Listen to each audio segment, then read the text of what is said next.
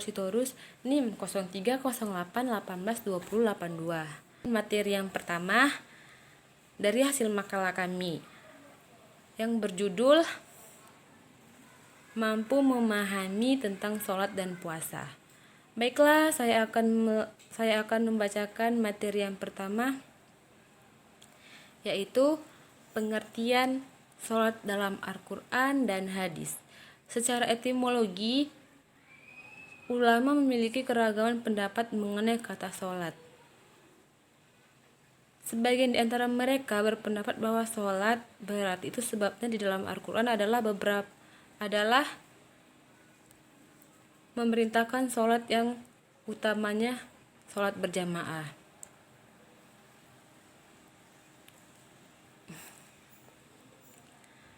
Dan lakukanlah sholat menurut aturan yang telah aku perintahkan kepadamu dengan rukun dan syaratnya, agar dalam sholat itu kamu mengingat aku dan berdoa kepadaku dengan doa yang tulus dan bersih tanpa dicampuri syirik dan tidak menghadap diri selain aku, disebabkan sholat secara terkhusus.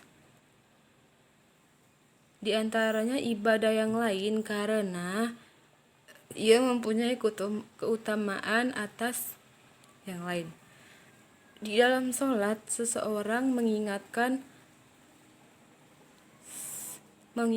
sembahannya dan hati serta lisan sibuk dengan itu. Oleh sebab itu, sholat dapat mencegah perbuatan yang keji dan mungkar. Nama saya Kaifa Rahma, NIM 0308183132. Di sini saya akan melanjutkan isi materi dari kelompok kami, yaitu kelompok 3, yang dimana 1, dengan pemisah dengan kekufuran. Rasulullah Shallallahu Alaihi Wasallam bersabda, yang artinya dari Ibnu Juraij, dia berkata, telah mengabarkan kepadaku Abu Az-Zubair bahwa dia mendengar Jabir bin Abdullah berkata, saya mendengar Rasulullah Shallallahu Alaihi Wasallam bersabda, yang memisahkan antara seorang laki-laki dengan kesirikan dan kekufuran adalah meninggalkan sholat. Hadis riwayat Muslim nomor 82, Sahih Muslim Sahih. 2. Amal paling utama. Yang ketiga, amalan paling disukai Allah. Yang keempat, amalan wajib. Yang kelima, penggugur dosa. Yang keenam, penebus dosa. Yang ketujuh, penghapus perbuatan buruk. Yang ke-8, cahaya di hari kiamat. Yang ke-9, wajib dikerjakan dalam kondisi apapun. Dan A, nilai-nilai pendidikan jiwa dalam sholat. Sholat adalah sendi agama dan pangkal ketaatan. Berbagai riwayat yang masyhur telah menyebutkan keutamaan sholat ini. Di antaranya, adabnya yang paling bagus adalah khusyuk. Salah satu nilai pendidikan yang terdapat dalam sholat tergambar dalam Quran Surah Al-Baqarah ayat 153 yang artinya, hai orang-orang yang beriman, jadikanlah sabar dan sholat sebagai penolongmu. Sesungguhnya Allah beserta orang-orang yang sabar. Quran Surah Al-Baqarah bagian 2 ayat 153. Nilai-nilai pendidikan jiwa dalam ibadah sholat dalam tafsir Al-Misbah antara lain 1. Sholat mendekatkan kepada Allah Subhanahu wa Ta'ala. 2. Sholat menenteramkan jiwa. Yang ketiga, sholat mendidik disiplin waktu. Yang keempat, sholat mendidik menjadi bersih.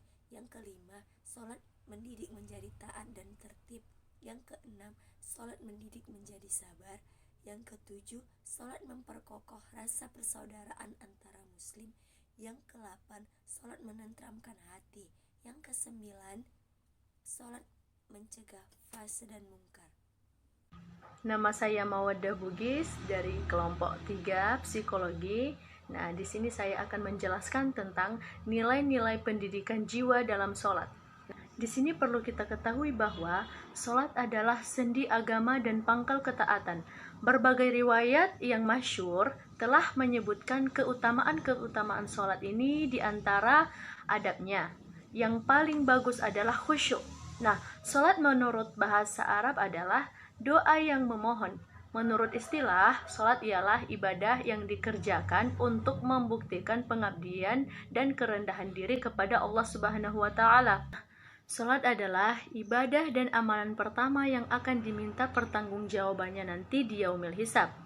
Nah, sholat menjadi sarana yang paling penting dilaksanakan untuk mengadukan semua persoalan manusia kepada Allah Subhanahu wa Ta'ala. Sholat secara tidak langsung mendidik dan melatih diri menjadi disiplin, bersih, sabar, dan menjalin hubungan sesama muslim. Nah teman-teman, jadi salah satu nilai pendidikan yang terdapat dalam sholat itu tergambar dalam surah Al-Baqarah ayat 153 yang berbunyi, A'udzu billahi minasyaitonir rajim. Bismillahirrahmanirrahim. Ya ayyuhalladzina amanu ista'inu bis-sabri was-salah. Innallaha ma'as-sabirin. Yang artinya, hai orang-orang yang beriman, jadikanlah sabar dan sholat sebagai penolongmu. Sesungguhnya Allah beserta orang-orang yang sabar. Quran Surah Al-Baqarah ayat 153. Nah, di dalam surah ini, di dalam ayat ini, mengajak orang-orang yang beriman untuk menjadikan sholat dan sabar penolong untuk menghadapi cobaan hidup. Nah, sabar yang dimaksud mencakup banyak hal, seperti sabar menghadapi ejekan dan rayuan, sabar melaksanakan perintah dan menjauhi larangan, sabar dalam petaka dan kesulitan, serta sabar dalam berjuang menegakkan kebenaran dan keadilan.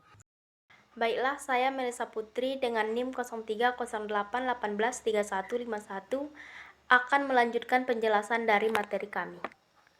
Adapun jiwa memiliki 7 tingkatan. Yang pertama, jiwa yang memerintah. Jiwa ini bersifat alamiah dan jiwa ini juga merupakan tempat berlindungnya dari kekuatan atau keburukan, contohnya sifat sombong, sifat kikir, dendam, dan lain-lain. Yang kedua itu jiwa yang mencela. Jiwa yang menerima pencerahan hati dan melakukan kejahatan, lalu dia menyesali perbuatannya dan dengan mencela dirinya sendiri. Yang ketiga, jiwa yang tentram. Jiwa yang menerima dengan tentram sifat-sifat tercela, lalu dia mencari kesempurnaan yang hakiki. Yang keempat itu jiwa yang terilhami. Maksudnya jiwa yang diilhami oleh Allah dengan ilmu, rendah hati, merasa cukup, dan lain-lain. Yang kelima itu jiwa yang ridho. Jiwa yang ridho kepada Allah sebagaimana firman Allah dalam surat Al-Baqarah ayat 8 yang artinya Allah ridho kepada mereka dan mereka juga ridho kepada Allah. Yang terakhir, jiwa yang sempurna yaitu jiwa yang memiliki segala kesempurnaan menjadi tabiat dan wataknya bersamaan mencapai tingkat tertinggi dalam suatu ibadah kepada Allah Subhanahu wa Ta'ala. Selanjutnya, ciri-ciri orang yang memiliki ketenangan jiwa. Yang pertama, dapat menyelesaikan diri secara konstruktif. Yang kedua, memperoleh kepuasan dari hasil jerih payah usahanya. Yang ketiga, merasa lebih puas daripada memberi daripada menerima. Yang keempat, relatif bebas dari rasa tegang, cemas, dan depresi. Selanjutnya, berhubungan dengan orang lain secara tolong-menolong dan saling memuaskan.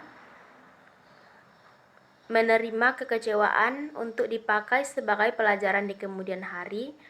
Baiklah, saya Nadia Rahmi akan melanjutkan presentasi dari teman saya sebelumnya, yaitu ciri-ciri orang yang memiliki ketenangan jiwa dalam sidang WHO atau World Health Organization pada tahun 1959 merumuskan bahwa orang yang tenang jiwanya memiliki ciri-ciri diantaranya sebagai berikut, yaitu yang pertama, dapat menyesuaikan diri secara konstruktif pada kenyataan.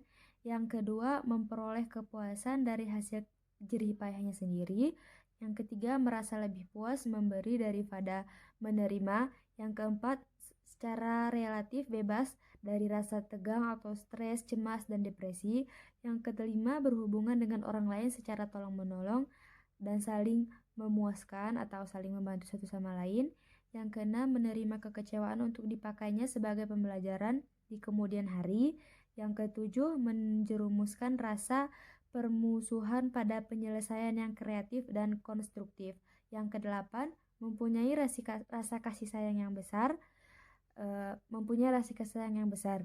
Kemudian A, pengertian puasa dalam Al-Quran dan hadis. Asyam secara bahasa berarti menahan diri dari segala sesuatu.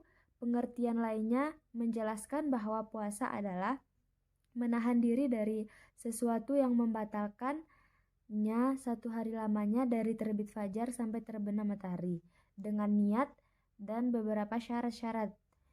Sedangkan definisi puasa menurut istilah atau secara istilah adalah menahan diri atau mengendalikan diri dari makan, minum, dan bercampur dengan istri atau suami dari terbit fajar sampai matahari tenggelam. Nama saya Nafisa, NIM 0308183166. Baiklah, saya akan melanjutkan presentasinya nilai-nilai pendidikan jiwa dalam puasa. Nilai religius adalah nilai yang berkaitan dengan keterikatan individu dengan suatu yang dianggap memiliki nilai. Kesakralan maksudnya nilai tersebut berkaitan erat dengan nilai ketuhanan, yaitu nilai-nilai yang dapat mendekatkan seorang hamba dari ya Rabbinya. Sedangkan religius ibadah puasa adalah nilai yang diperoleh oleh hamba Allah Subhanahu wa taala setelah berpuasa, berkaitan dengan pengertian nilai religius tersebut. Islam tidak menyariatkan sesuatu amanah dan melainkan diikuti oleh nilai-nilai di mana semua lepas dari lautan hikmah. Dia maha bijaksana dalam penciptaannya, maha bijaksana. Dia beritanya tidak pernah menciptakan suatu yang batil dan tidak pernah menciptakan hukum yang sia-sia. Sedangkan religius dinamakan sebagai pengabdian terhadap agama. Dalam pendidikan psikologi agama, religius merupakan konstruk psikologi dan agama yang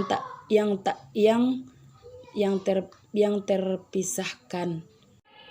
Baiklah, saya Nelly Hasibuan akan melanjutkan penjelasan dari Nafisa yang berjudul Nilai-nilai Pendidikan Jiwa dalam Berpuasa. Setelah kita melaksanakan puasa, begitu banyak nilai-nilai yang kita dapatkan, seperti nilai kedisiplinan, jujur, tawakal, takwa, sabar, dan juhud, di mana nilai-nilai tersebut dapat mensucikan jiwa seseorang dan tidak semua orang dapat meraihnya. Seperti firman Allah Subhanahu wa taala dalam surat Asy-Syams ayat 9-10 yang artinya, sesungguhnya beruntunglah orang-orang yang menyucikan jiwa itu, dan sesungguhnya merugilah orang-orang yang mengotorinya. Ayat tersebut memotivasi kita untuk selalu beruntung. Jika ingin beruntung, maka kita harus selalu mensucikan diri dengan menjaga nilai-nilai seperti yang saya sebutkan tadi.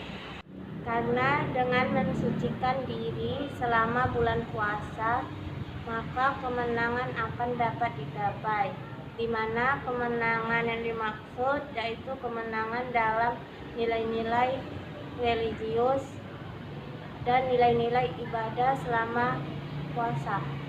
Nilai-nilai religius dan nilai-nilai ibadah puasa haruslah kita jaga selama 1 bulan penuh Ramadan.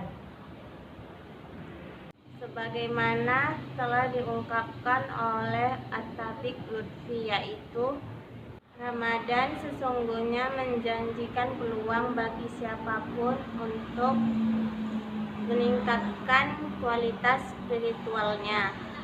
Jika kemenangan tidak bisa diraih selama bulan Ramadan, maka akan sangat sulit mendapatkannya selain di bulan Ramadan.